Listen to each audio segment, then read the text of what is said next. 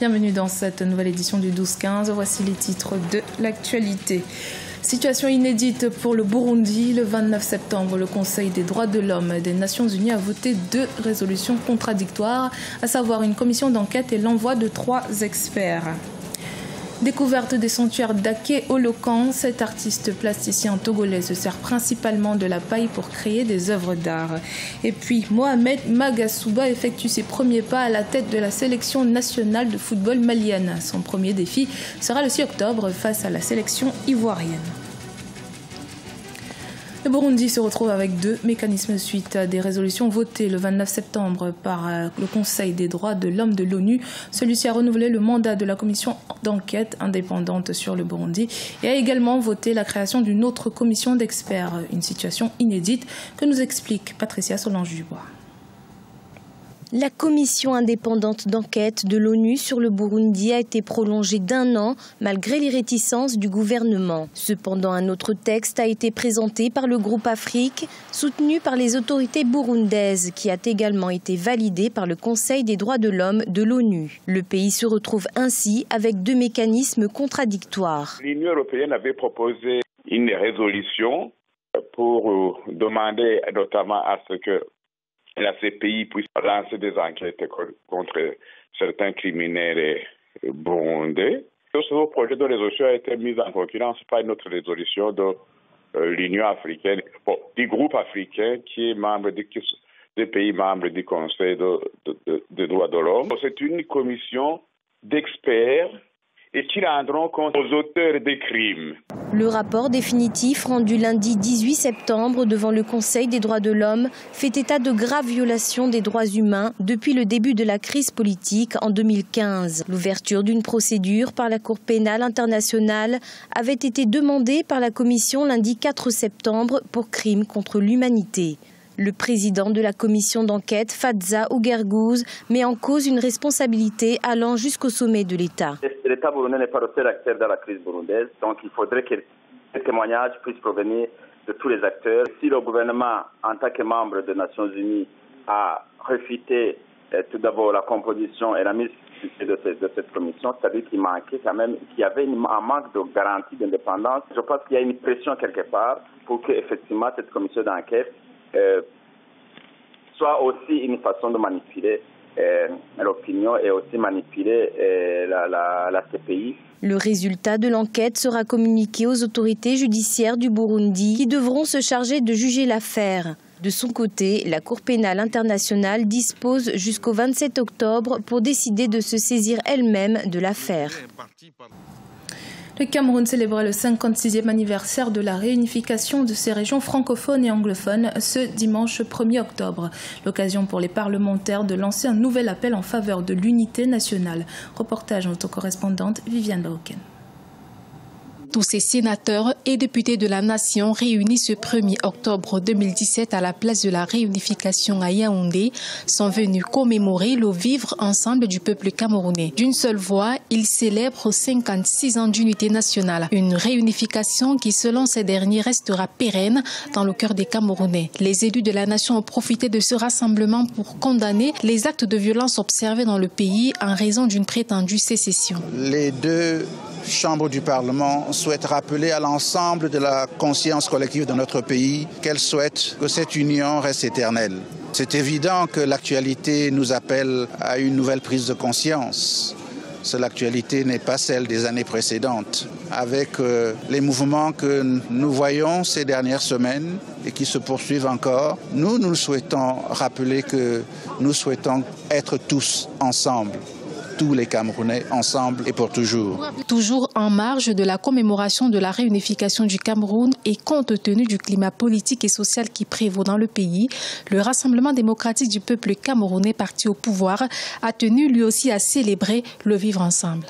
Les Camerounais sont perspicaces, ils sont lucides, ils sont responsables. Ce sont de grands patriotes.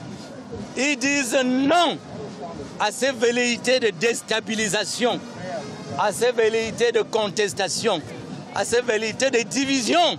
Rappelons que ces différents rassemblements d'appel à l'unité nationale observés ce 1er octobre 2017 dans la ville de Yaoundé viennent répondre aux multiples thèses sécessionnistes qui essaiment dans les deux régions anglophones du pays. Au Ghana, la croissance du produit intérieur brut a atteint 9% au deuxième trimestre de 2017 contre 6,6% au cours des 3 premiers mois de l'année. Bonne nouvelle pour l'économie ghanéenne qui a connu un ralentissement depuis 2014 en raison de la chute des prix mondiaux des matières premières. Une progression attribuée à l'augmentation de la production pétrolière, la baisse de l'inflation combinée à la discipline budgétaire ainsi que la bonne mise en œuvre des politiques. Découvrons à présent les œuvres de l'artiste plasticien togolais Ake Olokan. Ce dernier utilise la paille comme outil principal pour confectionner ses sculptures, un talent qu'il espère transmettre aux nouvelles générations. Reportage de notre correspondante Emefa Kofi. Paris gagné pour l'artiste Ake Olokan en exposition à Lomé, la capitale togolaise, du 30 septembre au 25 novembre 2017. Le plasticien sait manipuler avec aisance la paille pour en faire des masques ou encore des espèces animales. Il s'agit là des sanctuaires d'Ake Olokan, comme pour évoquer le caractère sacré qu'incarne la paille, son principal outil de travail. La particularité de cette exposition, c'est la paille. Elle séduit, elle façonne. Elle transforme. Dans les grands rituels en Afrique, si au cas où l'or est en manque, on utilise la paille pour pouvoir compenser le vide de l'or. Donc tu imagines un peu ce que ça dégage maintenant, la paille qui a été montée a donné vie à une sculpture. Le sanctuaire est ouvert à tout le monde, la bénédiction est remplie, le partage y est, la vraie culture africaine s'impose. Venez tous pour qu'on puisse le savourer. Pour ces visiteurs, les œuvres d'Ake Olokan renvoient à l'art contemporain, notamment ses sculptures humaines dont certains dénoncent des faits de société tels l'immigration. D'autres traduisent l'attachement de l'artiste à la tradition africaine. Ake, ce qu'il fait pour moi, c'est de donner vie à notre culture, à notre tradition. Autrement dit, on n'a pas de l'or à vendre aux Européens, on n'a que la culture. Et les pailles, ça c'est carrément autre chose. Les pailles, c'est Ake. Ake, il travaille avec la nature. L'exposition Les sanctuaires d'Ake Olokan, c'est une collection de plusieurs dizaines de sculptures du plasticien. À travers ses œuvres, Ake Olokan entend remettre au goût du jour les valeurs de la tradition africaine. Celui que certains appellent le gardien du temple et messager de la bonne nouvelle est également artiste de la chanson togolaise. Ses œuvres sont pour la plupart vendues hors des frontières du Togo. Nommé à la tête des Aigles du Mali, le 7 septembre dernier, Mohamed Magasuba vient de convoquer les Aigles qui affronteront les éléphants de Côte d'Ivoire ce samedi 6 octobre. L'ancien directeur technique national compte apporter une nouvelle philosophie à la tête des Aigles du Mali. Reportage de notre correspondant Mokhtar Bari. Longtemps resté à l'ombre de l'encadrement de l'équipe nationale de football dans le rôle de directeur technique, Mohamed Magasuba se voit confier les rênes des Aigles du Mali. Ayant perdu les chances de se qualifier au Mondial Russie 2018, l'ancien entraîneur Alain Giresse a préféré rendre le tablier.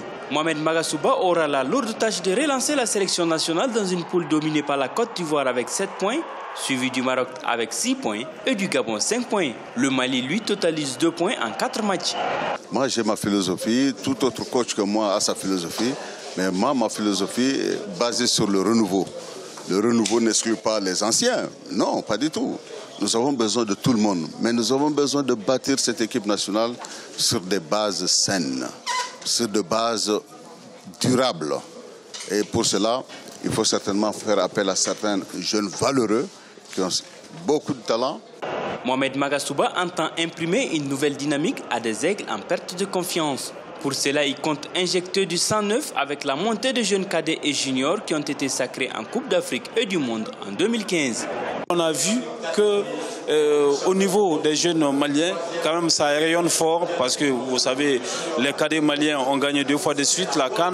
Les juniors également ont fait de très belles prestations lors de la Coupe du Monde 2015. Donc ça veut dire qu'il a déjà un vécu, il connaît ses joueurs. Beaucoup de ces joueurs-là, des jeunes joueurs qui viennent de faire monter en équipe première, ils sont d'ailleurs au nombre de 3. Le coach par intérim du Mali sera secondé par l'ancien international malien Fousseni Diawara, précédemment manager général des Aigles. Rappelons que Magasuba a remporté la Coupe d'Afrique des vainqueurs de coupe en 1994 avec le Daring Motema Pembe de la République démocratique du Congo, avant de qualifier la sélection nationale à la Coupe d'Afrique Nigeria-Ghana 2000. C'était le journal de la rédaction. Merci de votre fidélité. Dans un instant, une nouvelle édition de l'actualité sur Africa 24.